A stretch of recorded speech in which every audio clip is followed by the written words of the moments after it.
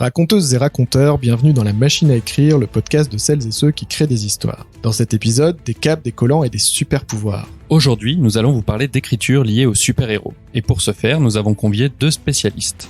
Notre premier invité s'appelle Fabrice Sapolsky et a créé il y a fort longtemps le magazine Comic Box, une référence du domaine.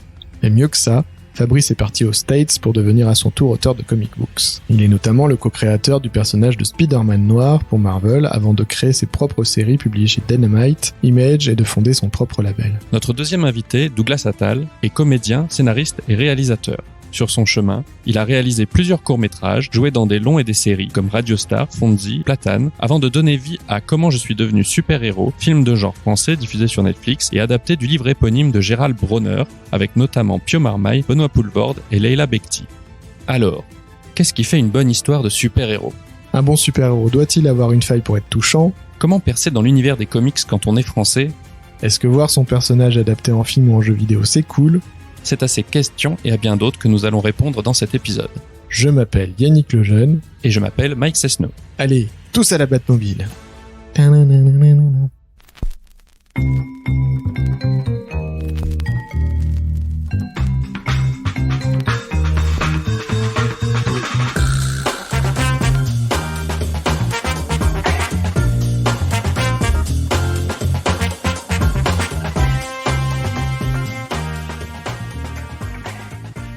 Bonjour à tous. Alors, dans notre podcast, nous avons une question rituelle, c'est qu'est-ce qui fait une bonne histoire ? Et on commence par Douglas. C'est une vaste question, mais une bonne histoire, pour moi, c'est avant tout des personnages auxquels on peut s'identifier, attachants, qu'ils soient humains, super-héros, extraterrestres, voilà, des gens en qui on peut se reconnaître. Et une bonne histoire, pour moi, c'est aussi quelque chose qui raconte quelque chose sur la condition humaine et le monde dans lequel on vit. Quelque chose d'intéressant. Fabrice. Alors, c'est un sujet compliqué. C'est un sujet très compliqué parce que il n'y a pas de bonnes histoires. Et je le dis sérieusement, il n'y a pas de bonnes histoires. Il y a de bonnes manières de raconter des histoires. Et c'est un vieux débat qui est aussi vieux que les histoires elles-mêmes, qui est est-ce que tu privilégies le plot ou est-ce que l'histoire elle-même, ou est-ce que tu privilégies les personnages ? Et comme disait Douglas, les personnages, c'est ce qui rend le récit attachant. Et quand on parle de bande dessinée, par exemple, l'exécution est plus importante. Je pense que pour le cinéma, c'est pareil. L'exécution est plus importante que le sujet.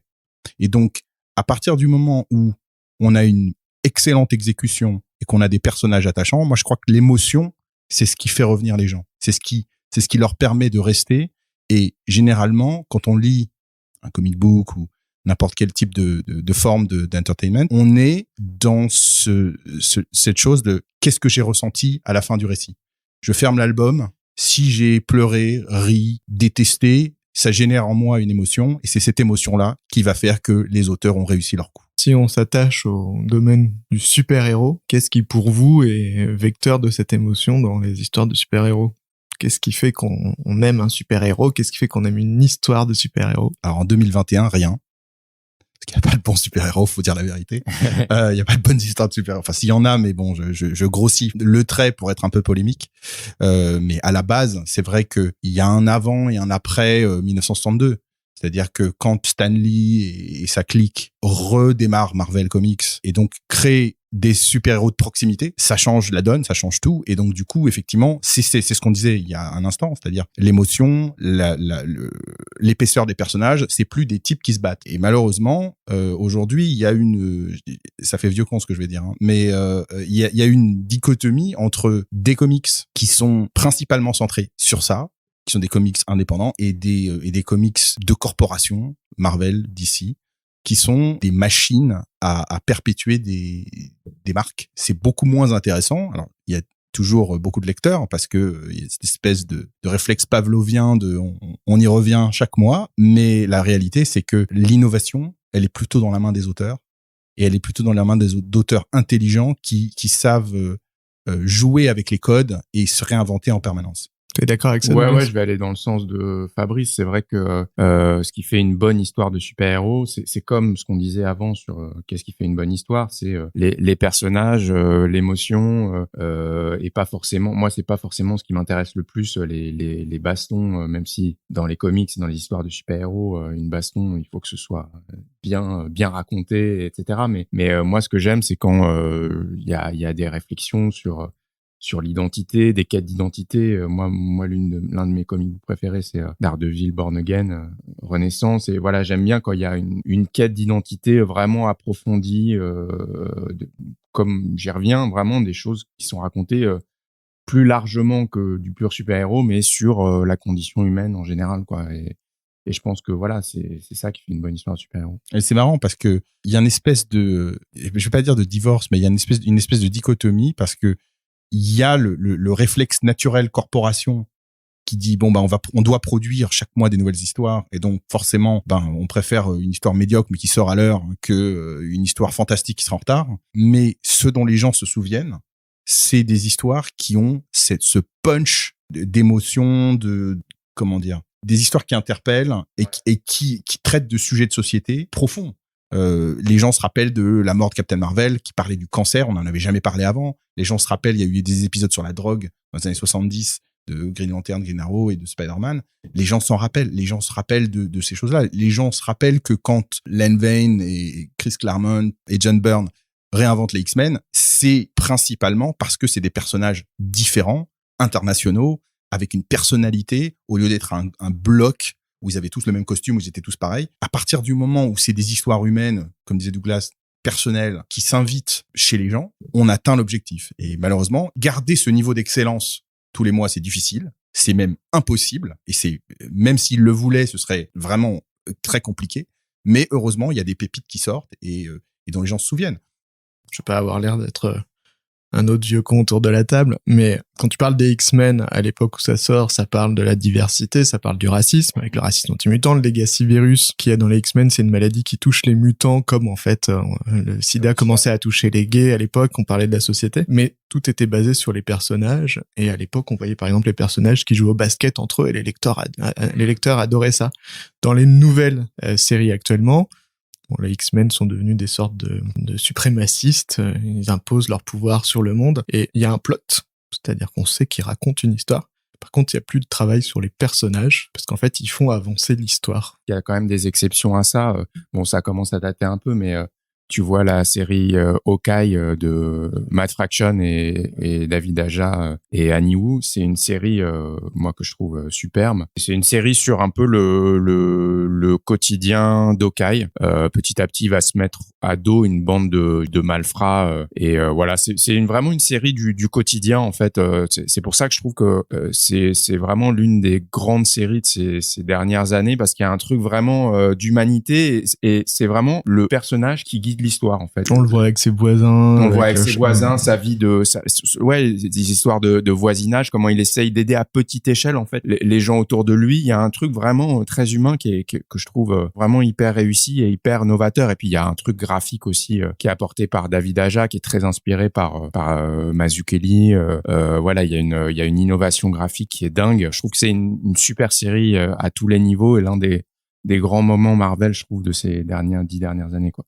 Et tu parlais de retard. C'est une série qui a été à l'époque très, très en retard, qui tenait pas le rythme mensuel parce que faut rappeler peut-être aux auditeurs que le comic book, c'est 22 pages qui sortent tous les mois. Et effectivement, c'est un rythme qui est dur à tenir pour des artistes. Bien sûr. Surtout avec l'exigence actuelle. C'est-à-dire que dans les années 60, c'était des machines, les gars. Il y avait presque pas de décor. Ils faisaient 4 cases par page, etc. Et puis, t'avais des surhommes comme Jack Kirby qui était capable d'en faire 50 par mois. Ou 60 même. Des fois, il avait jusqu'à 3 séries le même mois. Aujourd'hui, je crois que t'as plus guère que John Romita Jr. qui est capable de faire ça. Et encore, il a un peu diminué la cadence. Mais c'est vrai que l'exigence de qualité, elle est devenue énorme. Et donc, du coup, ils ne peuvent plus tenir la distance. Je me rappelle là aussi, ça commence à dater, ça va faire vieux con. Mais en 2006, 2005-2006, quand ils ont fait Civil War, le dessinateur Steve McNiven était très, très en retard. Et en fait, Marvel a pris une décision radicale. Plutôt que d'engager un dessinateur pour pallier le problème, ils ont décidé d'attendre. Et ils ont créé des mini-séries pour meubler. Mais ils ont choisi d'attendre parce qu'ils se sont dit, on va jouer le long terme. Et le long terme, c'est une œuvre complète qui a la même équipe créative. Et ça, c'était, pardonne-moi l'expression, c'était couillu parce que à l'époque, c'était pas du tout la norme. La norme, c'était il faut que ça sorte. Parce que si ça sort pas, ça veut dire plus de cash. S'il y a plus de cash, ça marche plus. Alors après, maintenant, ils ont une autre stratégie. C'est-à-dire que maintenant, ils mettent 15 dessinateurs dans le même numéro, ça les dérange plus, et ils maintiennent le planning. Mais encore une fois, l'avantage et l'inconvénient de la bande dessinée américaine, c'est que tu ne peux pas la juger avec un décalage horaire. C'est-à-dire que tu as les comics d'aujourd'hui, tu ne peux les juger qu'avec l'environnement d'aujourd'hui. C'est-à-dire que tu disais tout à l'heure, les X-Men, ils parlaient de choses comme ça. Aujourd'hui, la réponse de Marvel, elle est différente. Par exemple, ils se disent, on va parler de représentation, et quand on parle de représentation, on va sortir 50 Captain America, un par état, et ça va faire la blague, et tout le monde se sentira concerné. Moi, je trouve personnellement que c'est une grave erreur, parce que ça dilue le personnage, et ça lui enlève une grosse partie de son intérêt. Ça dilue le propos, et ça devient une espèce de labyrinthe pour essayer de comprendre qui est quoi et qui fait quoi. L'interrogation sur qu'est-ce qu'un personnage est plus importante même que qu'est-ce qu'une histoire aujourd'hui. Parce que ta question sur qu'est-ce qui fait une bonne histoire de super-héros, etc., c'est quelque chose qui est évidemment très classique, mais aujourd'hui, le débat s'est déplacé sur le personnage, puisque le personnage devient central. Maintenant, ils font des Batman partout.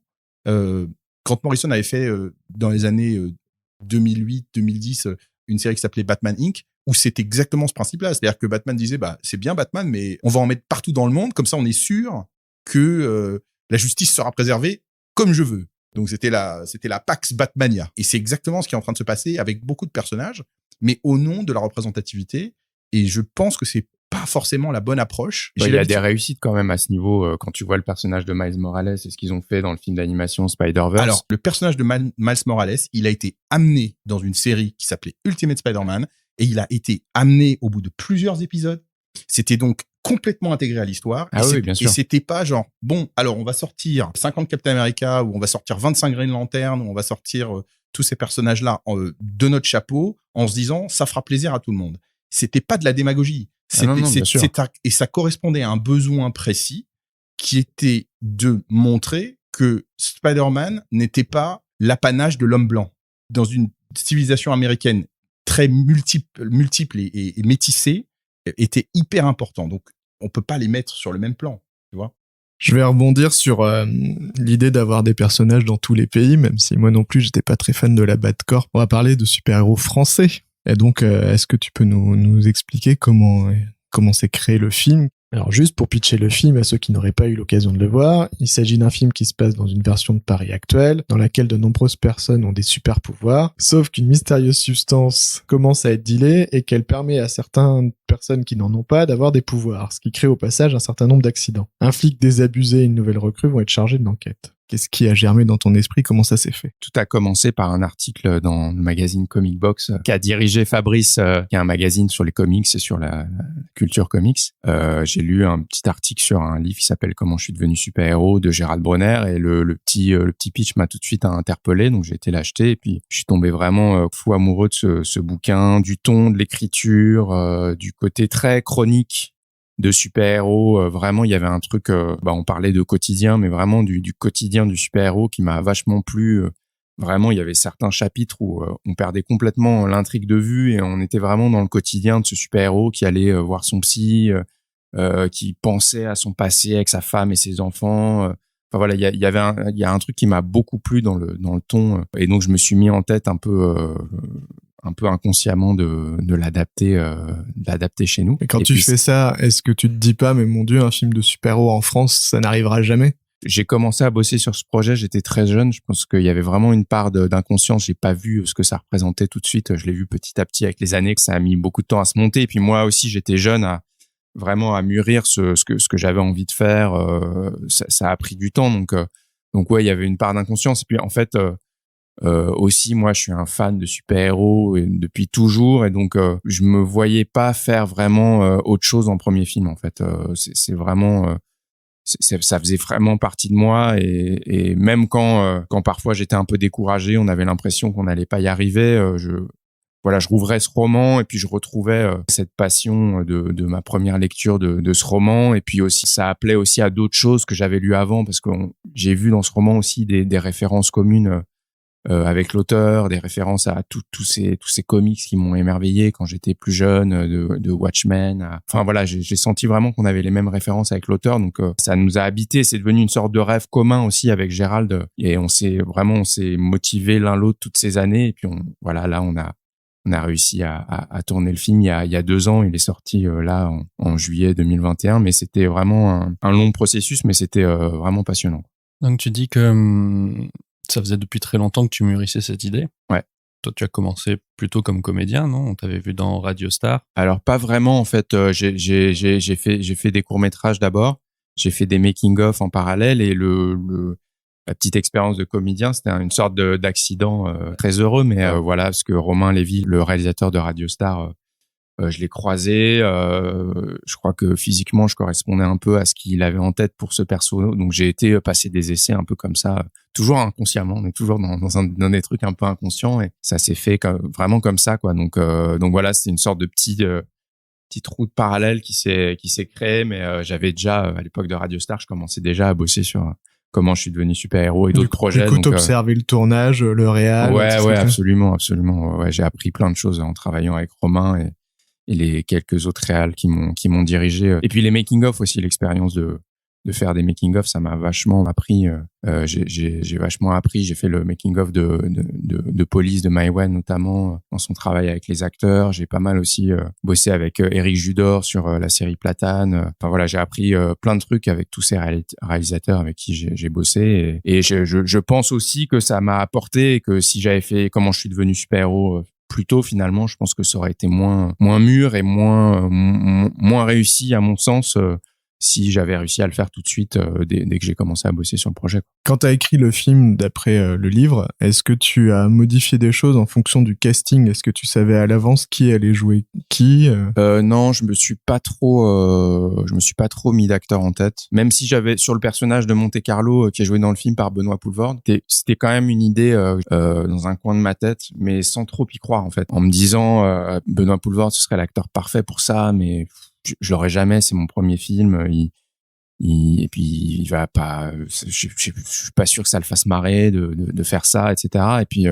Et puis en fait ça s'est fait. Enfin donc comme quoi vraiment faut rien s'interdire des fois, et que on revient à l'inconscience, mais parfois c'est un bon truc aussi. Moi je voudrais savoir si du fait que ton film n'est pas adapté d'un comic book, mais on reprend une partie des codes, est-ce que tu penses que ça aurait été plus facile ou, à contrario, moins facile s'il y avait eu un comic book du bouquin de Gérald avant d'attaquer l'adaptation? Disons que, en fait, le truc, c'est que nous, on s'est tellement petit à petit éloigné du bouquin de Gérald que je sais pas si ça aurait changé grand chose. En fait, le gros enjeu, et aussi ce qui a pris beaucoup de temps, c'est de faire de ce film un film vraiment fondamentalement français. Moi, j'avais envie de ça. Je suis français, je suis né à Paris.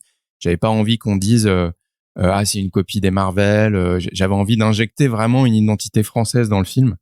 Et le bouquin se passe à New York, et il suffisait pas juste de dire bon bah voilà, on le fait à Paris et on va garder l'histoire. En fait, petit à petit, je me suis rendu compte qu'il y avait un travail plus de fond à faire, de cultiver l'aspect un peu polar qu'il y avait déjà un peu dans le bouquin, mais de l'augmenter, parce que nous aussi on a une grosse culture du polar. Donc je sais pas si ça avait aidé, ça aurait aidé d'avoir une adaptation en BD, dans le sens où finalement on a tout changé. On a pas mal changé les choses, quoi. Est-ce que tu as eu peur de ça, de la transposition? Il y a souvent des discussions en disant mais tu mets 2 bagnoles qui se poursuivent dans les rues de New York, c'est une super série, et puis si tu mets 2 bagnoles qui se poursuivent dans les rues de Paris, c'est Navarro. Et du coup, est-ce que tu t'es dit mince, est-ce qu'ils vont être crédibles? Moi, je trouve qu'une des grandes réussites du film, c'est qu'ils sont en costume de super-héros, et c'est des vrais costumes avec des capes et des couleurs vives. Et il y a aucun moment où on a l'impression de voir des types qui font du cosplay ou qui sont déguisés. Est-ce que tu t'es dit la transposition à Paris, c'est un risque? On s'est posé cette question à toutes les étapes, que ce soit à l'écriture, à la réalisation, à la conception des costumes. Après, on aurait aimé aussi avoir plus de budget pour faire encore mieux en termes de costumes, de capes. Moi, j'avais des envies de capes sur certains personnages que j'ai pas pu faire. Enfin, mais oui, c'était enfin, c'était effectivement une question qu'on s'est posée de, à la fois, comment on fait de ce film un truc profondément français, parce que comme je le répète, mais c'était une vraie volonté. Et en même temps qu'on évite ces écueils-là, quoi, que ce soit pas super Dupont. Moi, c'est aussi tout ce que je voulais éviter. Donc comment, voilà, c'est cet équilibre-là à trouver, qui était pas évident, mais que je crois on a réussi à trouver avec le temps, quoi. Pour revenir à la question de Fabrice, il n'y avait pas de comic book sur lequel tu t'es appuyé. Est-ce que du coup après il y a eu des envies de faire une suite, un spin-off ou de développer l'univers version comic book? J'ai des envies, moi. J'en ai même parlé avec des dessinateurs. Il y a Alexis Briclot qui est un super dessinateur qui m'a aidé à concevoir la direction artistique du film. Et j'ai bossé aussi avec Stéphane Roux sur un visuel du film. Enfin voilà, j'adorais faire une déclinaison sur peut-être un des personnages en particulier, faire un focus sur un des pistes personnages. Qui sont lancées dans le film. Ouais, absolument. Et du coup, on absolument. dirait l'impression que c'est un peu l'intro d'un univers quand même. Ouais. Bah écoute, j'espère vraiment que l'univers du film va pas s'arrêter là. Voilà, j'en appelle aux éditeurs de BD. Je suis un éditeur de BD. Alors justement, ça fait une très bonne transition. Douglas nous disait il faut rêver loin et tout ça. Nous, ça fait quand même pas mal de temps qu'on se connaît. Et on s'est connus, tu étais donc à la tête de Comic Box. Et puis un jour, je vais schématiser, mais t'as tout lâché, direction les États-Unis, pour devenir auteur puis éditeur ou... J'ai toujours l'habitude de dire, et je pense qu'il faut avoir de l'humilité, surtout quand on fait ce genre de travail, il y a des heureux accidents. Et c'était un heureux accident que d'avoir... Il y a toute une chaîne, si tu veux, je te refais le film. En 2005, je suis à San Diego, au Comic-Con, pour Comic Box. Et à cette époque-là, il y a un personnage très connu dans notre milieu qui s'appelle Richard Starkins, qui a inventé le lettrage moderne par informatique. Richard avait l'habitude de faire des petits déjeuners le samedi matin à San Diego, des petits déjeuners de networking. Il te disait, tu viens samedi, tu sais pas avec qui tu vas être, mais il te place parce qu'il sait que la personne qui va être à côté de toi va devenir quelqu'un important dans ta vie. En 2005, il me place à côté de David Hein. On s'entend tout de suite très très bien, etc. Et bon, David est francophile, sa femme est française, voilà, et il parle un français impeccable, sauf avec moi. Et donc, on reste en contact quand je reviens, etc. Et fin 2006, je suis à Londres, où j'avais rendez-vous avec un éditeur qui s'appelle Titan, qui est une énorme maison d'édition en Angleterre. Et c'était pas du tout pour faire des comics, c'était pour faire des magazines. Parce que la boîte que j'avais à l'époque, qui s'appelait Full FX, était une boîte de prestation de services. Et donc, on faisait des magazines. On a fait pendant des années des magazines. Il n'y avait pas que Comic Box, on en fait beaucoup de magazines pour enfants, etc. Et donc, le matin même où j'ai rendez-vous chez Titan, je petit déjeune avec David et j'ai cette idée de Spider-Man noir qui me vient comme ça. Ça part d'une question. C'est et si, What If, c'est très populaire maintenant, mais voilà, donc il faut se rappeler qu'en 2006, il y avait pas de What If. C'était une série que les gens avaient oubliée. Il y avait pas de What If. Marvel ne faisait pas d'univers alternatif. Il y avait rien de tout ça. Il y avait pas de Spider-Verse. Il y avait rien. Et donc, l'idée qui m'est venue, c'est et si Peter Parker avait été élevé dans une autre époque? Quel genre de héros aurait-il été?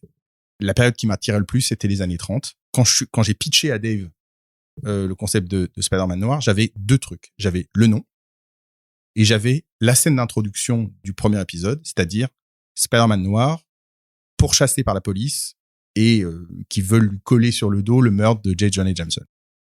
Attends, juste pour expliquer, Spider-Man noir, il faut savoir que dans l'univers américain noir, c'est plutôt le polar à l'ancienne. Exactement. Voilà. Ouais. Et ça n'est pas Miles Morales. Ce n'est pas Miles Morales qui est un héros qui est noir, mais ça n'a rien à voir. Non, voilà, ça n'a rien à voir. Donc c'est Peter C'est une Parker. Version polar de C'est une version Spider-Man, exactement inspirée du film noir. C'est inspiré effectivement des romans noirs à la base, Spillane, Dashiell Hammett, etc. Donc c'est des choses qui moi m'ont toujours passionné en tant que lecteur depuis que j'ai 15 ans. Et donc Dave me dit tout de suite, ça ne marchera jamais.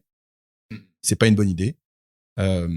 Et en 24 heures, il a échangé d'avis. Pourquoi il te dit ça? Tu sais? Parce que Dave n'est pas intéressé par le roman noir. Dave, son truc, c'est les pulps.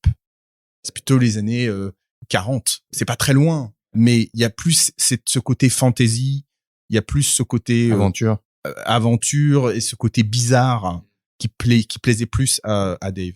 Et donc, quand il revient 24 heures plus tard en me disant, j'ai réfléchi, ça ne peut marcher que si on met des éléments pulp dedans, ça donne ce truc hybride qui, contre toute attente, fonctionne. Et donc, quand on a proposé à Marvel, Dave Mordicus me dit, il faut que ça s'appelle Spider-Man Pulp. Je lui dis non. Et donc, on discute comme des gentlemen. Et je lui dis, écoute, on va proposer avec 2 titres et on verra qu'est-ce qui marche. Voilà. L'histoire m'a donné raison là-dessus. Pas surtout, mais c'est un merveilleux scénariste, cela dit. Je veux dire, il m'a tout appris. Je dois dire que quand t'arrives dans ce métier, il faut un mentor. Et moi, j'ai eu la chance d'avoir David Hein, quoi. J'aurais pas pu rêver mieux. Le type, il est juste incroyable.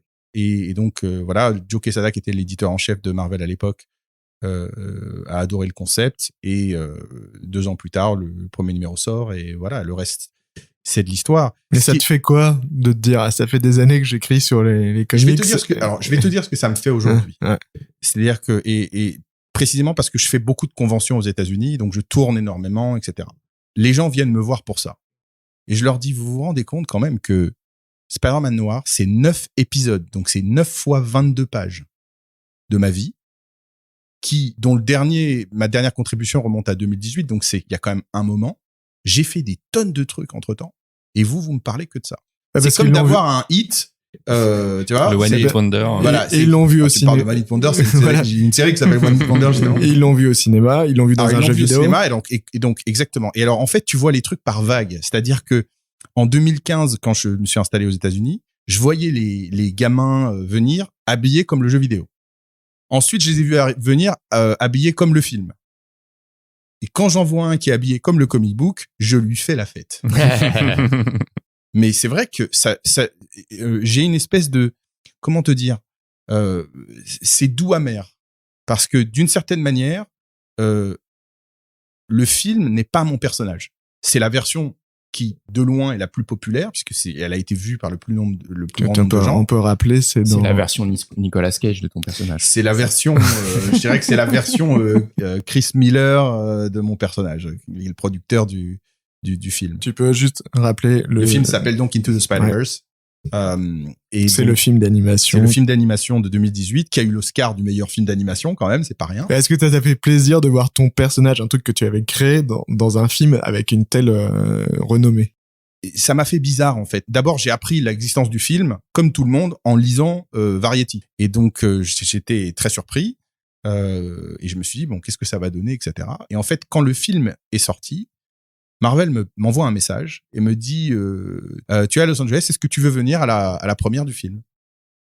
J'ai dit est-ce que je peux emmener mon fils?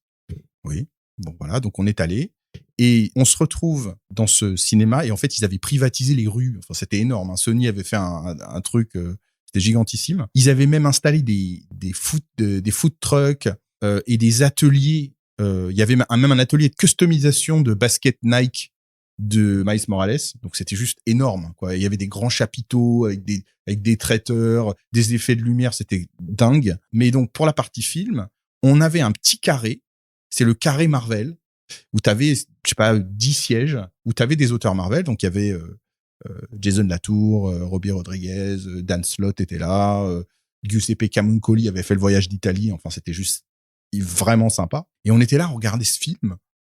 Et t'as l'impression d'être dans un univers parallèle. C'est-à-dire que tu vois un personnage qui ressemble un peu à ce que tu as créé, mais qui n'est pas ton personnage. Je comprends très bien pourquoi ils ont effectué des modifications. Into the Spider-Verse, c'est un film qui doit plaire à tout public. Spider-Man Noir, pour ceux qui l'ont lu, c'est très violent. C'est très violent, c'est noir, c'est le cas de le dire. Et donc, il y a une dimension en plus sociale, politique, etc., avec beaucoup de niveaux de compréhension que tu ne peux pas transcrire dans un personnage que tu vas voir 20 minutes.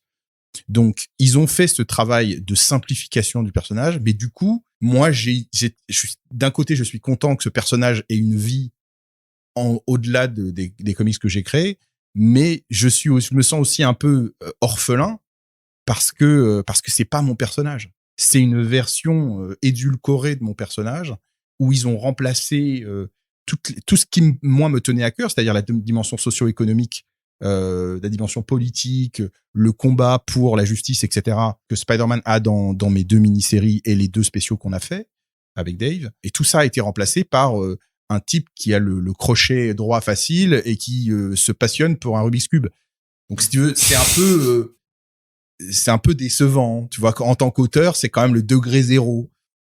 Et ça, bon, il faut l'accepter. Pour moi, c'est vraiment compliqué de savoir quelle est la place de Spider-Man noir dans ma vie, sachant que c'est à la fois mon passé, puisque j'ai fait ces 9 épisodes et il y a assez peu de chances pour que j'en fasse d'autres, puisque Marvel a choisi d'utiliser une autre direction et de se calquer sur le modèle du film. Ah bon, il y a des séries qui, depuis oui, ils ont sorti en 2020, ils ont sorti en 2020 une mini-série que j'ai choisi de ne pas lire. Que je voulais pas me faire de mal. Et en fait, Marvel nous a très clairement dit à Dave et à moi-même, ils nous ont envoyé un message. Là-dessus, ils ont été corrects. Ils nous ont envoyé un message en disant on veut vous prévenir qu'il y a une nouvelle mini-série de Spider-Man noir qui va sortir, mais on n'a pas fait appel à vous parce qu'on voulait aller dans une nouvelle direction. Voilà. De toute façon, ils vous auraient donné le cahier des charges de ce que eux attendaient, ça vous aurait pas... Non, alors, c'est-à-dire que c'est pas comme ça. Moi, je leur ai juste répondu, c'est quand même dommage que vous nous ayez pas laissé la chance de pitcher quelque chose de différent. Oui, de vous donner au moins l'opportunité de nous présenter donner quelque chose. Ouais, exactement. En nous disant, voilà, on voudrait quelque chose qui soit plus près du film et on aurait fait quelque chose qui était un peu plus accessible. Ouais. Maintenant, il est indéniable parce qu'ils ont vendu beaucoup de trade paperback de Spider-Man noir après la sortie du film que c'est un personnage qui reste très populaire. Et les gens me disent toujours, c'est mon deuxième personnage préféré après Miles Morales. Non, après Peter Parker Ah ouais. généralement, mais ou c'est Peter Parker ou c'est Miles Morales, mais c'est genre mon deuxième personnage préféré, etc. Donc j'ai beaucoup de témoignages d'affection, mais d'un autre côté, pour moi, c'est pas l'avenir. L'avenir pour moi, c'est ce que je crée maintenant, c'est-à-dire j'ai 3-4 comic books qui sont dans les starting blocks et qui vont sortir dans les prochaines semaines. Et voilà. Et donc je peux pas regarder derrière en permanence. On va revenir sur les prochaines séries un peu plus tard, mais là, vous avez tous les deux évoqué quelque chose, c'est la coécriture. Qu'est-ce que ça apporte de coécrire ? Tout simplement, je sais pas écrire tout seul. J'envisage pas en fait l'écriture seule. Pour moi, c'est un échange. Je me considère de plus en plus comme un réalisateur et donc qui collabore à l'écriture plus qu'il écrit les films. Le film Comment je suis devenu super-héros sur Netflix, tu l'as coécrit avec qui ? Avec Mélissa Godet et Charlotte Sanson, D'accord. qui sont 2 super autrices qui ont apporté plein d'idées au film et qui ont notamment cultivé le fait d'avoir des personnages féminins forts et importants et qui avec de la profondeur dans le film, qui ont apporté des couches à ces personnages-là que moi tout seul, je pense, j'aurais pas pu du tout apporter. Moi, de mon côté, vraiment, j'envisage pas les choses autrement que l'écriture comme un échange, comme un dialogue. Moi, aussi, un truc, c'est que j'ai vraiment, au moment de l'écriture, des certitudes sur rien. Donc, c'est aussi le travail avec des collaborateurs. Ça m'aide aussi à me canaliser, à me conforter dans certaines idées que j'ai ou à me faire me dire, ah, mais ça, peut-être, c'est pas forcément le meilleur truc. Peut-être qu'on peut trouver mieux. Enfin, voilà. Pour moi, c'est la seule chose possible, en fait, la collaboration. Tes co-autrices, elles avaient une culture comics ? Une des deux, ouais, un petit peu, enfin une culture super-héros plus qu'une culture comics, mais aussi, enfin j'ai trouvé ça aussi super de bosser avec des gens qui venaient un peu frais de cet univers-là et qui du coup, ouais, avaient un regard un peu naïf, pas forcément dans le mauvais sens du terme, mais un regard un peu naïf et en me disant ça c'est un peu pointu, machin, t'es sûr. C'est pas un peu un truc un peu d'aficionado et de gens qui connaissent. Il faut pas faire un truc un peu plus large. Enfin voilà, je crois vachement à ça dans les adaptations aussi de comics, d'avoir des gens qui viennent, par exemple, bon, Sam Raimi, c'est un mec qui a été biberonné aux comics, mais un mec comme Bryan Singer, par exemple, il fait la rencontre des X-Men au moment où il envisage de l'adapter. Et je trouve que c'est ça aussi qui fait la réussite de ces films, c'est-à-dire que, comme tu disais, finalement, les personnages qui créent dans les films, c'est presque des nouveaux personnages. Et je crois vachement à ça, moi, dans l'adaptation, à l'idée de vraiment de transformer les personnages existants pour l'écran, en fait. Et ça, elles m'ont vachement aidé là-dessus, quoi. Et Mélissa, elle a écrit un roman qui s'appelle Les Augustins. Ouais. Et je trouve que, bon, d'abord, tu parlais de personnages féminins forts. Oui, un personnage principal féminin qui est une journaliste sous couverture dans ce roman. Mais surtout, elle a un excellent sens du dialogue. Ouais. Bah ouais. Est-ce que, comment vous faites pour savoir si un dialogue sonne juste ? Pour le coup, franchement, les dialogues du film, je lui dois beaucoup. C'est vraiment principalement son travail à elle. Moi, c'est pas mon truc de ouf. Les dialogues, je lui dois vraiment 80% des dialogues du film. Mais après, effectivement, on les teste, on les lit ensemble, on les mûrit, je la teste aussi. Je lui dis, t'es sûr?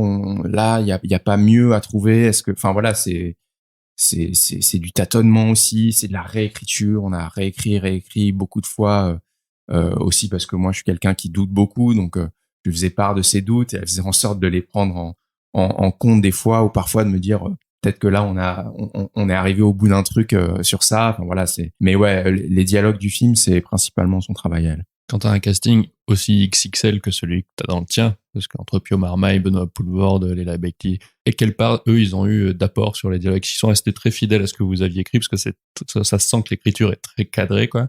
Ou est-ce qu'ils ont apporté leur propre touche? Ils ont tous apporté beaucoup leur propre touche. Je leur ai laissé pas mal de liberté sur le film.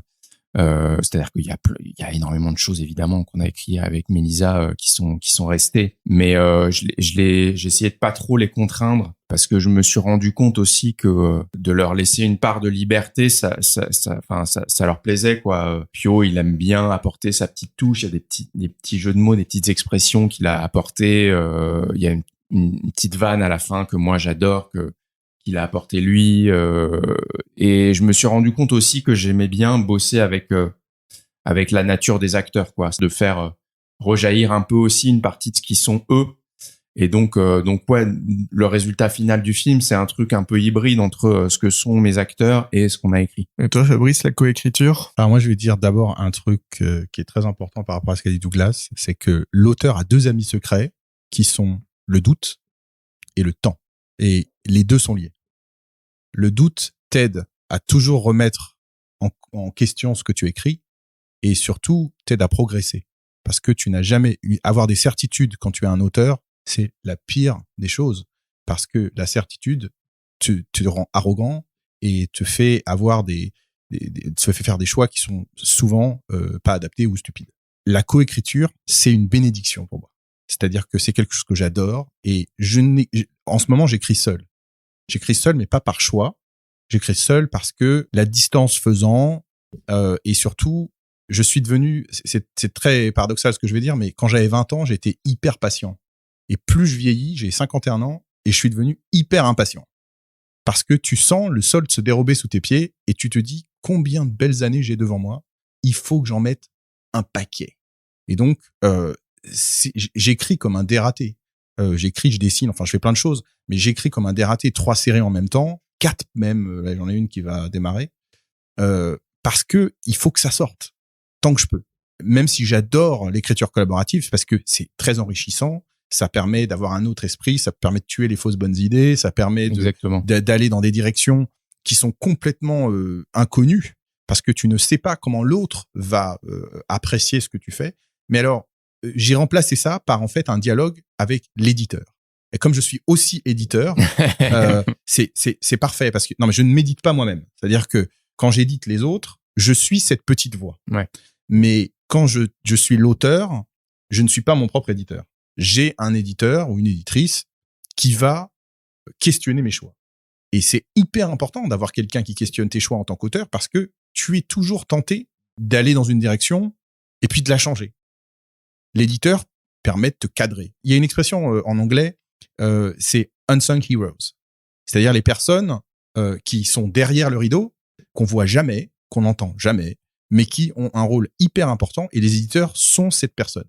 Un éditeur ou une éditrice, c'est quelqu'un qui va permettre au récit de se développer dans les meilleures conditions, va permettre de cadrer l'auteur, qui va toujours avoir la tentation de changer ses plans, et surtout qui va permettre que tout se déroule dans de bonnes conditions et que tout le monde se parle, parce que la nature collaborative de la bande dessinée fait qu'il n'y a pas une personne, il y a 6 personnes qui sont en jeu. Parfois un peu moins en BD européenne, mais ça a tendance à s'internationaliser, et donc il y a de plus en plus de personnes qui sont impliquées dans la création d'un album. Mais surtout, quand tu es un auteur indépendant, tu comprends une chose, c'est que, je sais pas si pour les films c'est la même chose, mais en BD, une BD n'est jamais terminée. Elle n'est jamais terminée. C'est-à-dire que tu vas avoir la tentation de la revisiter à chaque fois. C'est pareil. Voilà. Ouais. j'ai ce truc en ce moment puisque je ressors là en octobre une série que j'ai faite en 2016 qui s'appelle Intertwined. J'ai changé. Tu peux pitcher. Alors Intertwined, c'est une série qui est née de ma frustration sur Spider-Man noir. C'est-à-dire que j'avais 200 000 idées et Marvel avait pas du tout envie de produire une série permanente, ongoing. Et donc j'ai créé mon propre personnage qui s'appelle donc l'esprit de la Terre, le Spirit of the Earth. Et en fait, la question, je disais tout à l'heure, la question initiale de Spider-Man noir, c'était et si Peter Parker avait été élevé dans une époque différente. Et là, la question initiale, c'était et si un personnage comme Peter Parker avait été un immigrant. On est arrivé avec ce concept, donc j'ai créé le pitch, et ensuite j'ai rencontré un auteur français qui s'appelle Frédéric Pham Chuang, avec qui j'ai collaboré et qui est devenu partie intégrante du process créatif. C'est-à-dire que il me répondait par des dessins, il me répondait par des scènes. Ça a permis d'enrichir le récit de beaucoup de choses auxquelles j'aurais jamais pensé moi-même. Il faut pas négliger non plus que même si avoir un co-scénariste, c'est important, quand tu travailles en BD, le dessinateur est aussi un auteur. Avoir cette espèce de hiérarchie stupide qui consiste à dire, alors il y a le scénariste, et c'est très vertical, il y a le scénariste, le dessinateur, l'encreur, le coloriste, le lettreur. D'ailleurs, à chaque fois qu'on a imprimé un épisode d'Intertwined, il n'y a pas marqué scénario Fabrice Sapolsky, dessin Fred Pham Chuang, il y a marqué Fabrice Sapolsky et Fred Pham Chuang, storytellers. Et ça, pour moi, c'était hyper important. En ce moment, il y a l'expo Albert Uderzo, qui est une expo absolument incroyable, hein, je vous la conseille. Et on montre dans cette expo quelques scénarios de Goscinny, immense scénariste, et la planche à côté. Et c'est là où on voit tout l'apport de narration du dessinateur, parce que Goscinny, il va au dialogue, à l'intrigue, et tout ce qui se passe dans les décors, la mise en scène, c'est Uderzo. Il faut pas oublier que Goscinny, les gens s'en rappellent pas, mais Goscinny, il a été formé à l'école américaine. C'est-à-dire que c'était pas encore la Marvel méthode parce qu'il y avait pas de nom, mais il faisait un plot, et puis il revenait faire les dialogues quand les pages étaient faites. Donc c'était la méthode Marvel appliquée à Astérix et appliquée à ces autres trucs, parce qu'il en faisait tellement qu'à un moment, c'était exactement comme ça que ça se passait. C'était industriel dans la tête de Goscinny. Puis il dirigeait des publications, enfin voilà. Donc du coup, je comprends très bien. Après, moi, c'est pas quelque chose que j'aime en tant qu'auteur. Je préfère livrer des scénarios complets et ensuite les modifier en fonction des pages que je reçois. Warren Ellis avait cette phrase que je trouvais géniale. Il disait quand on est un auteur de BD, on va donner un scénario à un artiste et ce qui va nous renvoyer à 99% est supérieur à ce qu'on a écrit. C'est absolument vrai. C'est absolument vrai. Et surtout, ça nous oblige à nous poser des questions. Pourquoi est-ce que j'ai fait ça? J'ai fait une série qui s'appelle One Hit Wonder, on en parlait tout à l'heure, avec Ariel Olivetti. Donc, Ariel Olivetti est une superstar. Et donc, quand tu envoies ton scénario à Ariel Olivetti et que ce que tu reçois n'a rien à voir avec ce que tu as écrit, tu vas pas voir Ariel Olivetti en disant « Dis donc mon gars, tu pourrais me dessiner ce que je t'ai écrit ?»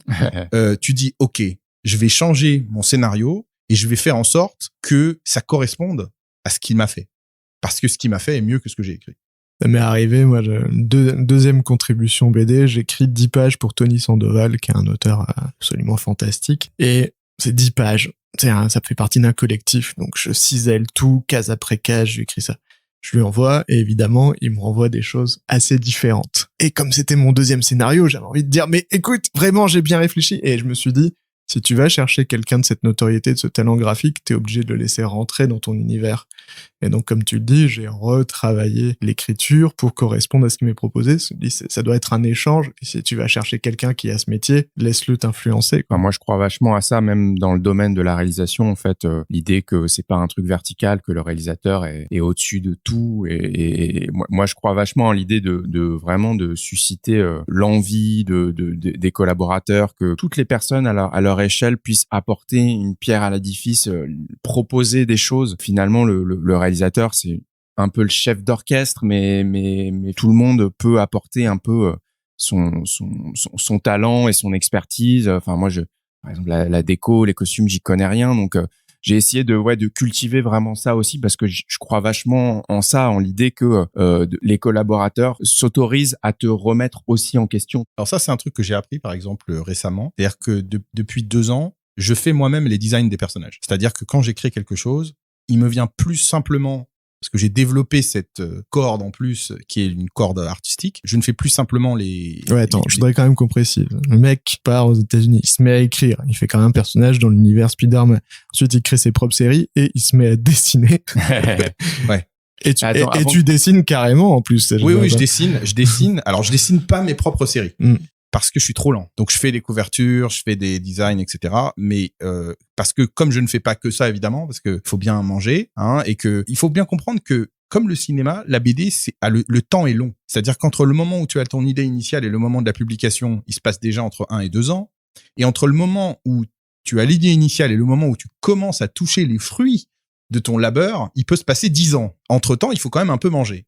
Et donc, je ne fais pas que ça. C'est pour ça que je continue ma carrière d'éditeur, de designer, de lettreur, de traducteur, enfin de tout. Parce que, voilà, t'es obligé de manger à tous les râteliers. Mais d'un autre côté, ça te donne la chance de pouvoir ajouter des qualifications à ton CV et surtout de comprendre comment les autres corps de métier fonctionnent. Si à un moment, un auteur arrive et me dit « je peux pas », je lui dis « non, tu peux ». Ou s'il me dit « là, je peux te rendre toutes mes pages la semaine prochaine », je dis « non, tu ne peux pas ». Parce qu'avec ce que je t'ai écrit, il va te falloir beaucoup plus de temps. Donc, ça t'oblige à un certain nombre de réalisme, plus de réalisme et d'humilité, parce que même si tu apprends à tout faire, tu dois aussi laisser aux autres la possibilité de s'exprimer. Je fais les designs de mes personnages et ça, c'est un vrai travail parce que tu dois faire beaucoup de documentation, beaucoup de recherches, etc. Là, par exemple, je suis en train de faire une histoire de vampire qui a pas été annoncée nulle part. Scoop. Je suis en train de faire une histoire de vampire. C'est un truc que j'ai dans ma tête depuis 10 ans. Et je n'avais pas trouvé le dessinateur ou la dessinatrice adéquate pour ce projet. Et là, il y a 1 mois, j'ai trouvé cette fille qui est incroyable, qui est une dessinatrice brésilienne. Je l'ai signée tout de suite. Parce que... On veut le nom, du coup. Alors, elle s'appelle Lisa, avec 2 S, L-I-2-S-A. Et d'abord, je l'ai mis sur des couvertures pour un autre projet qui s'appelle Lady Bird, qui sera lancé sur Kickstarter en octobre et qui sera en librairie aux États-Unis en mai 2022. Et donc, elle me fait les couvertures de Lady Bird. Je l'ai engagée tout de suite. Et donc, je lui envoie mes designs de personnages. Et là, elle les transcende. C'est-à-dire qu'elle rajoute toute une dimension de fashion, toute une dimension de complètement différente. Ça tire plus vers l'animé manga que vers l'américain. Mais je trouve que cette hybridation est super motivante. Elle a pris l'essence de ce que j'avais fait, de mes designs, et elle en a fait quelque chose qui correspond à l'esprit de la série et qui en même temps va beaucoup plus loin en y apportant sa propre personnalité. Et c'est ça l'essence de la collaboration. Ça doit marcher pareil dans le cinéma. On est un médium collaboratif. À propos de collaboration, nous, dans une autre vie, on avait travaillé avec un certain Xavier Fournier sur un podcast qui s'appelait Pas de cap, qui parlait de super-héros. Je crois que Fabrice le connaît un peu, non? Ouais, depuis 23 ans.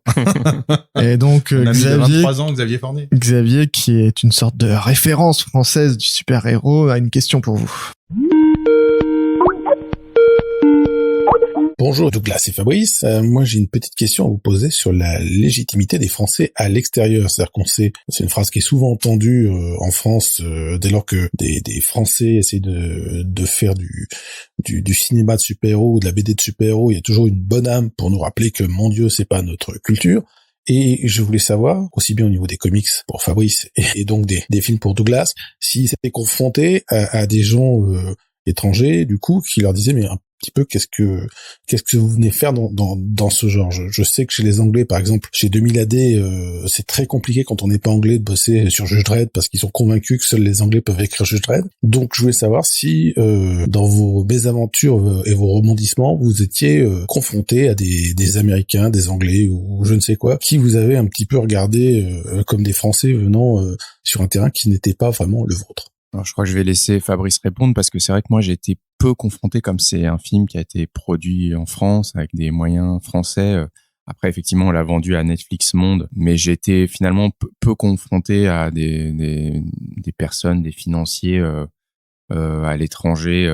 Mais j'ai plutôt des bons retours sur le film de l'étranger, de personnes de plein de pays qui m'envoient des messages. Voilà, après, les gens qui n'ont pas aimé, ils m'envoient pas de messages. Ils ont été durs à convaincre, Netflix? Ou ça, ils ont tout de suite non, ils ont adoré le film et très vite, ils nous ont fait une super proposition. Et enfin voilà, c'était en plein Covid. Moi, je l'ai vu vraiment comme une bénédiction à la fois de sortir dans le monde et d'avoir la visibilité énorme qu'apporte Netflix, et puis aussi le fait de sortir de ce truc, on sait pas quand est-ce que ça va rouvrir, on sait pas quand est-ce qu'on va sortir. Il y a 1000 films par semaine, du coup, avec les décalages qui vont sortir en même temps. Moi, j'ai passé tellement de temps sur ce film, je voulais pas avoir en face une machine de guerre, un Marvel, un truc. Donc, je l'ai vu vraiment comme une manière de nous démarquer, et je regrette pas du tout d'ailleurs. Mais est-ce que t'as des retours, par exemple, des États-Unis? Est-ce qu'il y a des gens... Pas énormément, Non. non, c'est plus d'autres pays que j'ai des retours, mais les États-Unis, j'ai pas eu tellement de retours, non.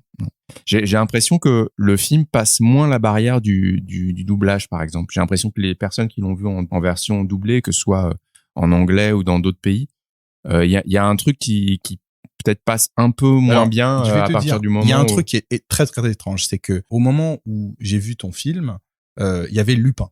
C'est arrivé à peu près en même moment, hein. Donc, et Lupin a fait un carton aux États-Unis en version doublée. Ah, c'est en doublé, c'est pas en sous-titré? Les deux. Tu peux choisir. Les gens l'ont regardé en doublé. Et je crois qu'aux US, les gens regardent beaucoup en doublé. Non, il y a pas de culture. Non, il y a pas de culture du film étranger chez les Américains. C'était toujours cantonné à des réseaux d'arrêt d'essai. C'est un peu branchouille de voir des films français. Il y a d'ailleurs un festival du film français à Los Angeles qui se tient en novembre. Et c'est juste complètement à part. Mais là, ça a touché tout le monde. Et les gens se sont passionnés pour ce qui n'était pas américain. Et ça, c'est vraiment nouveau. Parce que Netflix et dans une moindre mesure les autres streamers apportent maintenant une diversité éditoriale qu'il n'y avait pas avant. Parce qu'avant, il y avait le goulot d'étranglement des salles de cinéma et une rentabilité qui était difficile à trouver. Et à part quelques passionnés, c'était difficile. Moi, je me rappelle d'avoir vu un film chinois à New York quand j'habitais à New York. Mais il fallait aller dans une salle d'arrêt d'essai au cœur de Soho pour voir ce truc-là. Sinon, c'était impossible. Il était projeté dans une salle pendant une semaine, quoi. Voilà. Mais toi, Fabrice, est-ce que t'as trouvé ça facile d'être un Français dans l'univers des comics US? Excellent sujet. Quand j'ai commencé, il y avait que moi. C'est-à-dire que il y avait des artistes français. Il y avait Olivier Coipel, il y avait Stéphane Roux, on en parlait tout à l'heure, il y avait quelques-uns, et Paul Renaud qui commençait aussi à ce moment-là. On était à la fin des années 2000, il y avait des artistes, mais des scénaristes, il y avait que moi. Et donc c'était très compliqué parce que je me retrouvais vraiment face à un problème. Je disais toujours aux gens qui voulaient l'entendre que ça aurait été plus facile si on avait été plein. Parce que si on avait été plein, ça devenait normal. Mais à chaque fois c'était c'est ce type, il est français, etc. Ça a été une raison de mon expatriation. Une des raisons de mon expatriation, ça a été, si tu veux être sérieux pour faire des comics, il faut aller sur ton marché et qu'ils voient ta tête suffisamment souvent pour qu'ils comprennent que tu fais partie du système. C'était donc un investissement lourd, familial, personnel, etc., de changer de pays à presque 45 ans et de me dire, je vais tout recommencer là-bas parce que j'aime les comics tellement que c'est ma vie. Ça a été très dur au début. J'ai eu un éditeur de Marvel que je ne nommerai pas, qui m'a dit en pleine face, écoute Fabrice, on aime tes idées, mais franchement, on peut pas te donner plus de travail, tu n'es même pas américain. Et ça, c'est horrible. C'est horrible. Mais ça a été un surcroît de motivation. J'ai vraiment beaucoup de mal quand on me dit non. C'est comme ça que j'ai lancé Comic Box, parce que on m'a dit non. C'est comme ça que j'ai décidé de m'expatrier, parce qu'on m'a dit non. C'est comme ça que je suis devenu designer, parce qu'on m'a dit non, tu peux pas. Tout ce qu'on me dit, tu peux pas devenir dessinateur, c'est pas grave, je vais le faire. Tu peux pas devenir auteur, je vais le faire. J'aime pas qu'on me dise non, donc je suis très têtu, et donc forcément ça crée de la motivation supplémentaire. Donc quand on me dit tu ne peux plus avoir de trucs parce qu'on va pas te donner de travail, c'est pas grave, je m'en donnerai moi-même. Mais ce qui est formidable, c'est que après moi les choses ont changé et que aujourd'hui les choses changent vraiment. Alors il y a eu Elsa Chartier et Pierrick Collinet qui ont fait quelques trucs après moi, et maintenant là j'ai vu que Marguerite Sauvage fait une Wonder Woman chez DC, c'est inédit. Elle écrit et dessine. Alors évidemment elle a un talent fabuleux. Je la salue d'ailleurs. On la salue aussi, parce que c'était la marraine de notre festival il y a quelques années. Voilà. Et pour info, comme j'ai un magazine qui sort bientôt, elle fait une des couvertures du nouveau magazine que je fais qui s'appelle Mutiny. C'est la classe. Ouais, absolument. Voilà. C'est la couverture mystère, Marguerite Sauvage. Et donc, il y a des choses qui évoluent. On voit des auteurs qui arrivent de pays, de Chine, d'Italie, d'Espagne, du Brésil. Et avant, c'était pas du tout, ça n'allait pas de soi. Après, il y a ce côté traditionnel américain de on sait jamais si les gens comprennent pas, etc. Si c'est pas vraiment un langage parlé, etc. C'est le rôle de l'éditeur. C'est pas le rôle d'un co-scénariste. Et je disais tout à l'heure, voilà, l'éditeur est important. L'éditeur est là pour garantir à la fois que le récit va être bien compris par l'audience, par le public, mais aussi que la volonté du scénariste, de l'auteur, est respectée. Et pendant des années, ça a été ça. Pendant des années, ça a été, on veut bien des artistes étrangers parce que un artiste n'écrit pas. Enfin, il écrit avec des dessins. Toi, t'étais suffisamment à l'aise quand t'as écrit tes premiers scénarios en Bien sûr anglais que avec non. les dialogues. Ouais, c'est ce que j'allais te Bien demander. sûr que non, j'étais pas à l'aise du tout. Et c'est pour ça que d'avoir débuté avec Dave a été une bénédiction parce que j'ai appris, évidemment, et là encore, l'expatriation a été une leçon. Quand j'ai commencé One Hit Wonder, que j'ai fait d'abord chez Image en 2013-2014, je l'ai écrit tout seul.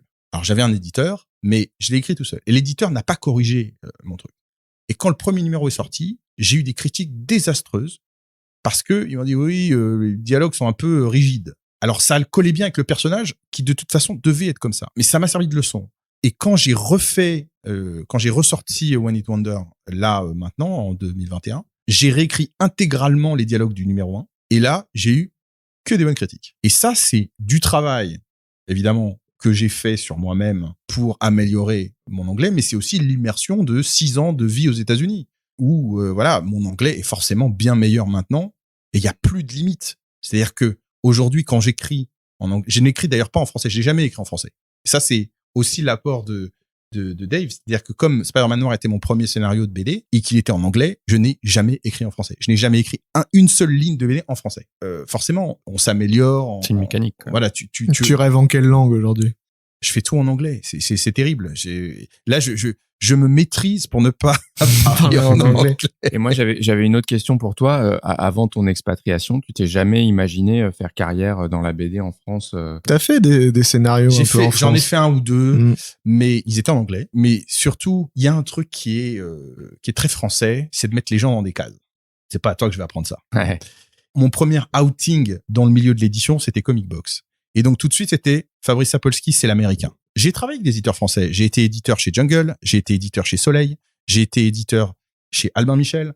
Mais à chaque fois, c'était lié à l'américain. C'était t'es l'américain. Voilà, on va t'appeler quand on a besoin de trucs américains. On m'a jamais vraiment pris au sérieux chez les éditeurs français pour de l'écriture. Mais en même temps, faut avouer que ça m'intéressait pas non plus parce qu'à chaque fois que j'avais une idée et que j'avais le début de l'envie de le proposer à un éditeur français, on me disait ah ouais mais non, ça on peut pas. Ça marchera pas. Puis il faut rappeler qu'il y a pas si longtemps que ça, le marché des comics en France était quand même relativement limité. Et on disait non mais ça c'est une série de super-héros, ça ne marchera pas. Mais il n'y a pas que des super-héros. Et c'est bien que une série comme Walking Dead ils en ont vendu des wagons quand même chez Delcourt. Hein. Donc ouais, quelques millions. Voilà, quelques millions. Je pense que Guy Delcourt a payé 2-3 piscines avec. Et clairement, l'erreur qui consiste à dire américain quel super-héros est terrible. Mais Walking Dead, personne n'en voulait au début parce que série de zombies en noir et blanc, tout le monde a dit ça marchera pas. Et Thierry Mornay, quand il fait signer ça chez Delcourt, ça fait plusieurs fois qu'il en parle et qu'on lui dit t'es sûr, nous on n'est pas sûr, il faut peut-être essayer. Et d'ailleurs, je crois qu'il avait même démarré chez Semic et c'était planté. La première série, c'était planté. Ouais. Et donc c'est quand même son acharnement qui fait que le truc finit par. Non, mais il faut rendre hommage à Thierry d'avoir persisté et d'avoir cru en Kirkman. C'est la même chose avec Invincible. Invincible était un gros échec, mais il a quand même persisté. Comme Kirkman a persisté. D'ailleurs, je vais te dire, j'ai quelques critiques pour Robert Kirkman sur sa manière de gérer les talents aujourd'hui chez Skybound. Mais il faut avouer que en termes de développement et d'entêtement, pour moi, c'est un modèle. C'est-à-dire que c'est quand même le type qui a perdu de l'argent pendant 14 numéros de Walking Dead, qui est revenu habiter chez sa mère, etc., qui était fauché comme les blés, et il a tout mis dedans, et à un moment, clic. Ce qui est important, et ce qui me sert de modèle aujourd'hui en tant que publisher, c'est-à-dire que je sais très bien que c'est pas parce que tu vas sortir quelque chose que les gens l'attendent. Tout le monde s'en fout. C'est pas parce que tu vas sortir quelque chose que ça va marcher, ou que tu vas gagner de l'argent, ou que tu vas pouvoir continuer. Mais il faut que tu trouves le moyen de continuer, parce que ça aussi, c'est un enseignement d'un autre grand de la BD qui s'appelait Will Eisner, c'est que le catalogue est la clé. Il faut être têtu dans ce milieu. Il faut durer longtemps. Et il faut produire coûte que coûte. Parce que, à force d'y aller avec le sang et la sueur, on arrive à être découvert. Il faut juste ce moment qui n'est pas quantifiable et qui n'est pas perceptible. Ce moment où il va y avoir la rencontre entre ton travail et le public. T'as le cas de Titeuf. Bien les sûr, ils premiers... ont fait 9 albums ou 8 albums avant que ça marche. Ou Fromel, j'ai discuté avec Alan Moore, il m'avait dit qu'il avait planté 8 maisons d'édition avec la parution de Fromel avant que ça décolle. Donc, Il faut être têtu. Il n'y a pas le choix. est-ce que vous pouvez me donner le meilleur conseil que vous ayez reçu pour écrire? Il faut être honnête. Il faut être honnête avec soi-même. Il faut un auteur, il doit écrire avec honnêteté. C'est-à-dire qu'il doit pas chercher à plaire à quelqu'un. Quand j'ai ma casquette d'éditeur, donc je reçois des scénarios d'auteurs, et je le fais maintenant, alors je le fais pour Fair Square Comics, ma maison, mais je le fais aussi pour Heavy Metal avec qui je travaille. Et les gens disent, ils m'approchent, ils m'écrivent ou ils me rencontrent pendant les conventions de comics, et ils me disent, qu'est-ce que vous recherchez? Et moi, ma question, c'est toujours, mais qu'est-ce que vous avez envie d'écrire? Parce que ça sert à rien de me dire qu'est-ce que vous recherchez. C'est comme de chercher à prévoir la mode de dans 3 ans. On n'est pas chez Dior. Chez Dior, ils peuvent permettre de prévoir la mode de dans 3 ans. C'est eux qui font la mode. T'as beaucoup de producteurs et d'éditeurs qui ont cette démarche-là. Bien sûr, mais qu'est-ce qui est je dans trouve le que vent, c'est qu'est-ce qui est dans l'air du temps. C'est Ouais, stupide. moi, je suis assez d'accord avec ça. Il faut à tout prix éviter de faire comme et faire comme on veut à l'intérieur, d'essayer de faire émerger cette petite voix qu'on a à l'intérieur de nous, de cultiver ça, mais essayer de reproduire quelque chose qu'on aime. Je pense que c'est la pire chose à faire. Je pense qu'il faut vraiment écouter son instinct primal et faire les choses qu'on a envie de faire. Et il y a 2 trucs. 1, le talent n'est pas duplicable. Donc, si on a un vrai talent, on va le voir. Deuxièmement, on est de toute façon le produit d'une digestion culturelle. C'est-à-dire que dans notre travail, il va y avoir des références, il va y avoir des influences, il va y avoir des scènes clés qui vont être empruntées. Mais ce qui va faire l'originalité du projet, c'est le produit final. Et il faut donc se concentrer sur soi. Il faut être honnête. Quand on écrit, quand on dessine, quand on édite, quand on publie, il faut être honnête. Et toi, Douglas, le meilleur conseil que tu aies reçu? Il y a quelqu'un qui m'a donné un conseil à un moment sur la direction d'acteur, qui m'a dit ne lâche jamais.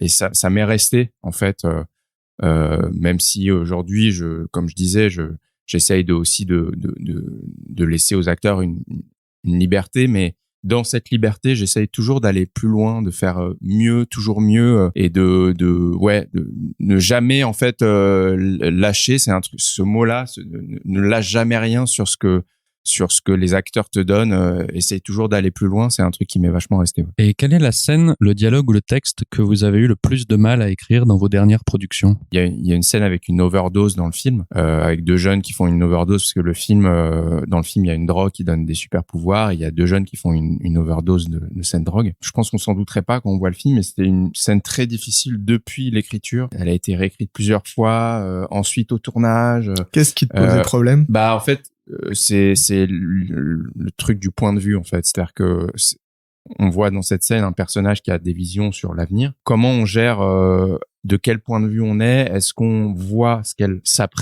qu'elle voit elle en vision? Est-ce qu'on le voit avant? Est-ce qu'on commence par sa vision et puis on voit que sa vision finalement dans le réel se concrétise? Il y avait tout un truc à un moment donné où elle intervient pas pour une raison qui est parce qu'elle se voit en train de mourir. Enfin, la scène est partie dans des directions hyper opposées pendant hyper longtemps. Et puis voilà, c'est assez marrant aussi de voir qu'il y a certaines scènes jusqu'au bout, même jusqu'aux effets spéciaux. En fait, on a galéré sur cette scène à avoir un rendu bien sur cette overdose. Ouais, c'est marrant de voir que certains petits trucs comme ça qui jusqu'au bout sont des épines dans le pied.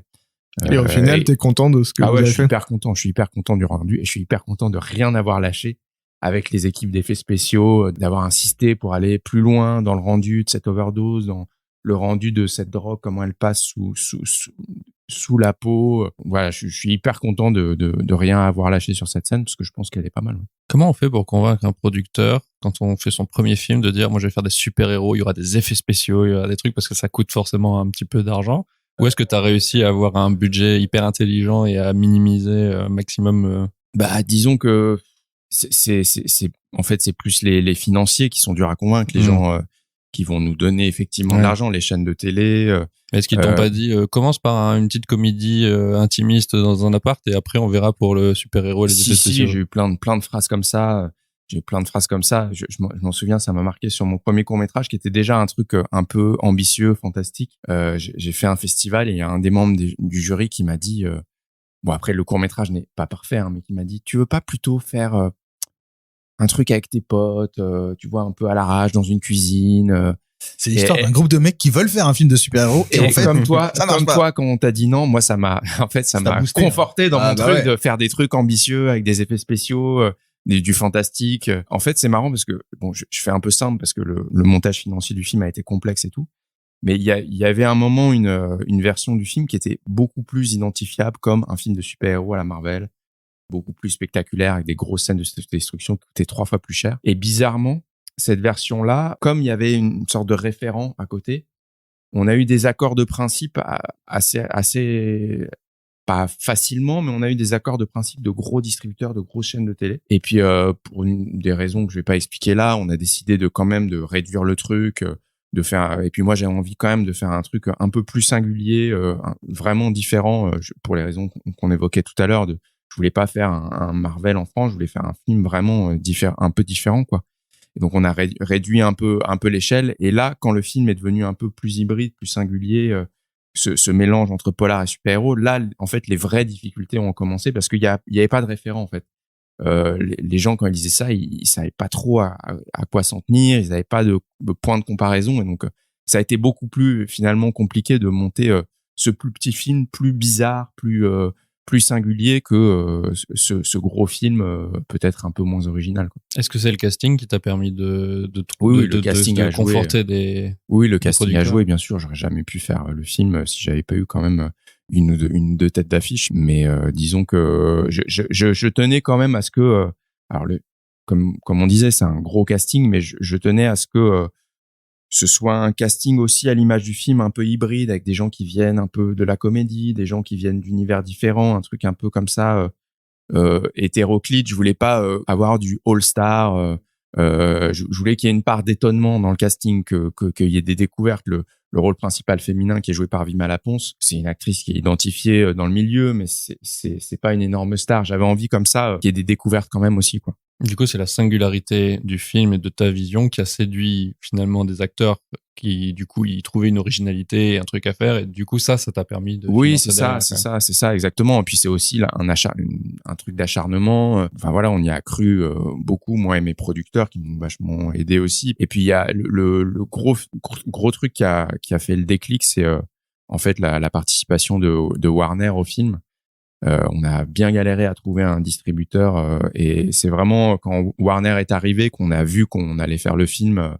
Je sais pas pourquoi eux plus que d'autres distributeurs ont décidé de faire le film. Je pense qu'ils ont une sorte d'expertise sur des films de super-héros un petit peu différents qui essayent un peu de se démarquer. Est-ce que Et tu donc, vas je pense faire qu'ils une ont version vu de ça 4 dans le heures film. de ton film en noir et Absolument blanc? pas. Le Director's Cut est ce qui est sorti sur Netflix.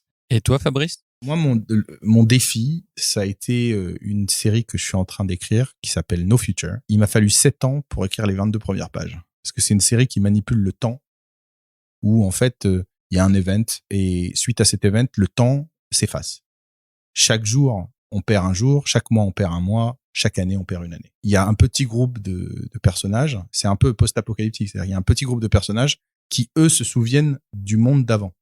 Pour eux, dans leur tête, le temps étant une construction sociale, dans leur tête, il n'y a pas d'effacement. Ils continuent, demain c'est demain. Mais pour le reste du monde, le temps n'existant plus, la vie n'a plus d'intérêt. Puisque chaque jour s'efface. C'est très complexe parce que il faut d'abord jamais se tromper sur les dates, etc. Mais en plus, l'évolution des personnages va à contre-courant. Puisque, en fait, l'idée est de les détacher de tout. Le premier épisode était le plus dur. Maintenant, ça va mieux parce que, évidemment, maintenant, le groupe est constitué et ils ont des aventures à eux. Mais l'origine était le plus difficile. En fait, j'ai commencé par la fin. J'ai commencé par écrire la fin. Et je l'ai rangé dans un coin et j'ai dit, j'attends et on verra quand j'aurai écrit le début. Et il m'a fallu 7 ans pour écrire le début.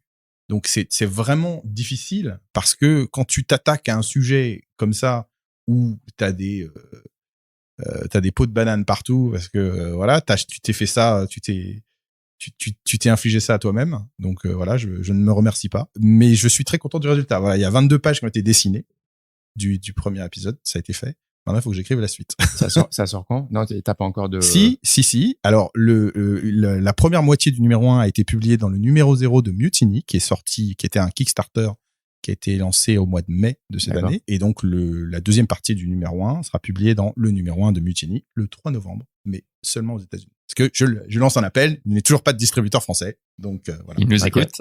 Quel est votre story arc de comics préféré? L'histoire qu'il faut absolument avoir lue.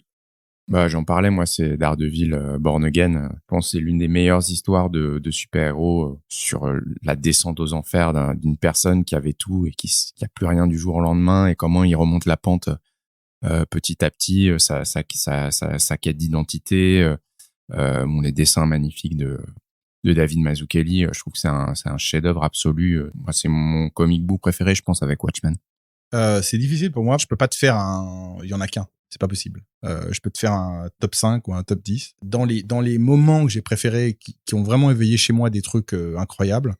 Alors, il y a Jesus Contract des New Teen Titans, qui est un des rares trucs que j'ai acheté en 3 éditions. Parce que je suis amoureux du dessin de George Pérez. Et le scénario de Wolfman, c'était hyper en avance sur son temps. Quand tu réfléchis. C'est quand même sorti au tout début des années 80.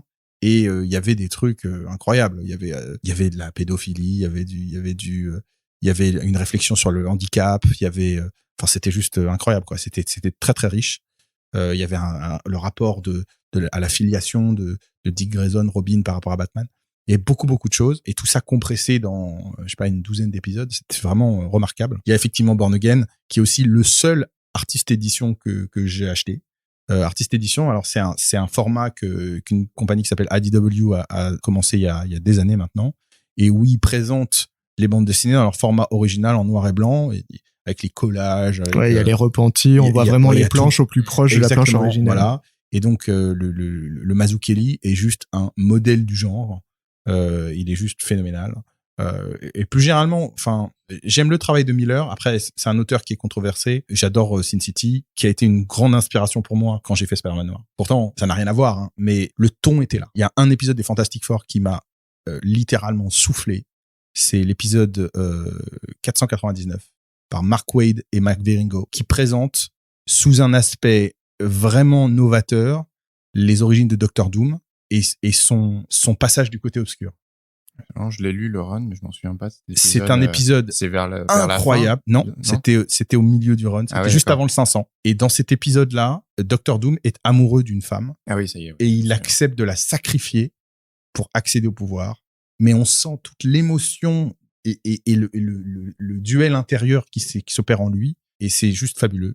Fabuleux. Et puis évidemment, il y a les classiques comme Watchmen, mais également comme Dark Knight Returns, comme tous ces classiques-là. C'est vraiment quand j'ai été beaucoup plus âgé que j'ai appris à les apprécier. Et évidemment, j'aime tout ce que fait Ed Brubaker. Ed Brubaker est un génie absolu.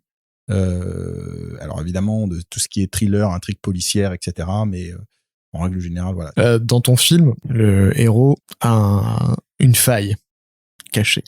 Et finalement, quand on prend beaucoup de super-héros, le traumatisme de Bruce Wayne, les problèmes de fric et la perte de l'ongle de Peter Parker, il faut que le super-héros ait une faille, que ce soit la kryptonite. Pourquoi ?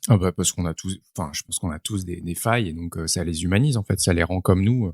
C'est aussi simple que ça. Je pense qu'un super-héros parfait, c'est un super-héros qui est pas intéressant parce qu'on s'y identifie pas. Tu parlais de la kryptonite. Voilà, Superman, souvent on critique le personnage de Superman parce qu'on dit que c'est le super-héros parfait, le modèle, mais c'est que ce soit la kryptonite, mais aussi le fait que c'est un immigré d'une autre planète. C'est un personnage qui a beaucoup de failles aussi, et c'est ce qui le rend intéressant. Donc la faille, c'est ce qui rend les super-héros proches de nous, en fait, tout simplement.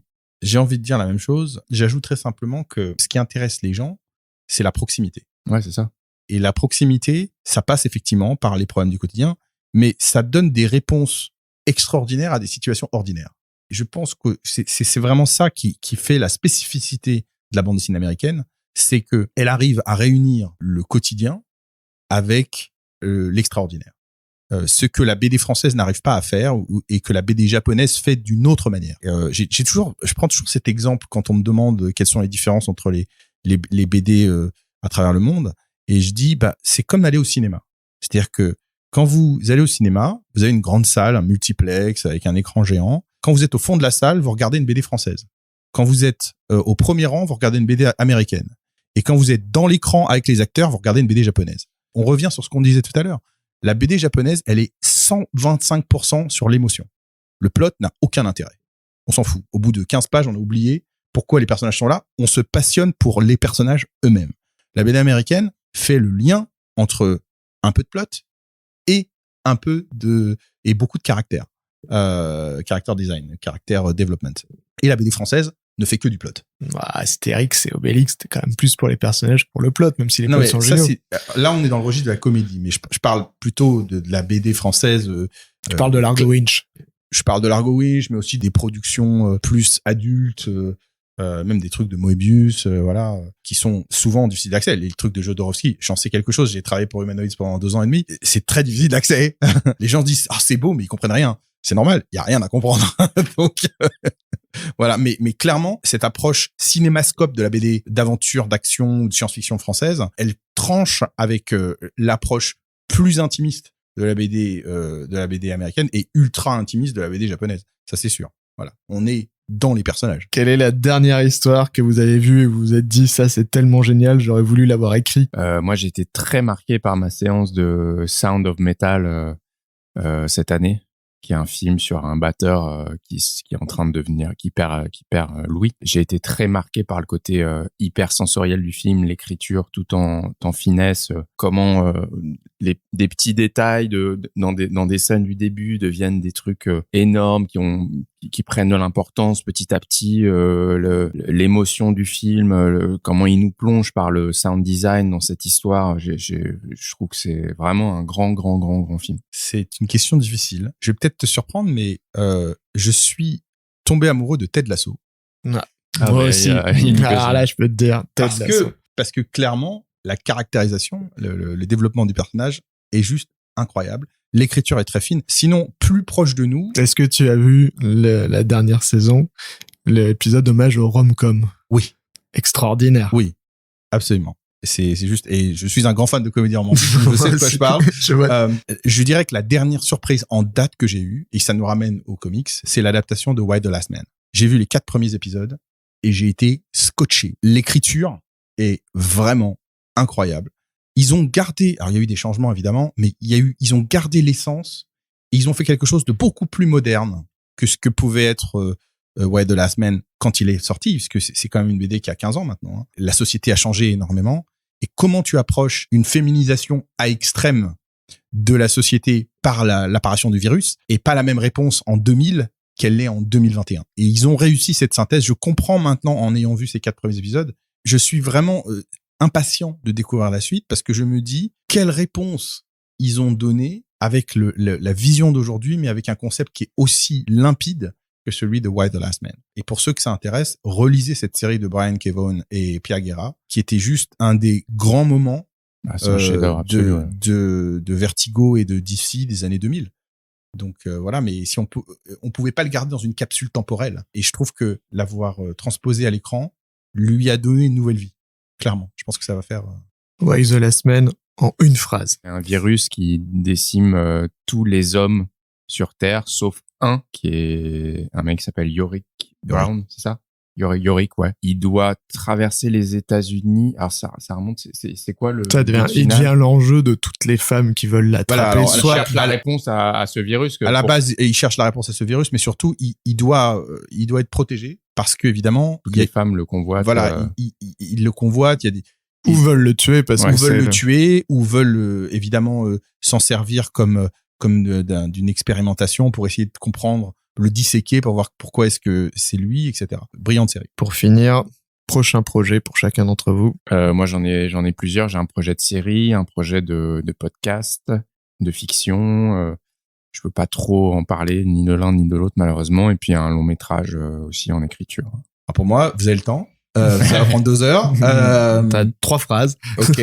Alors donc chez moi, ça se passe chez Fair Square Comics, qui est donc l'éditeur que j'ai créé il y a 2 ans, qui mobilise beaucoup de mon énergie et de mon attention parce qu'être publisher, je vous assure que c'est pas une partie de rigolade. Mais en dehors de ça, c'est vrai que on republie Intertwined, qui est donc la série que j'ai créée avec Frédéric Samchong.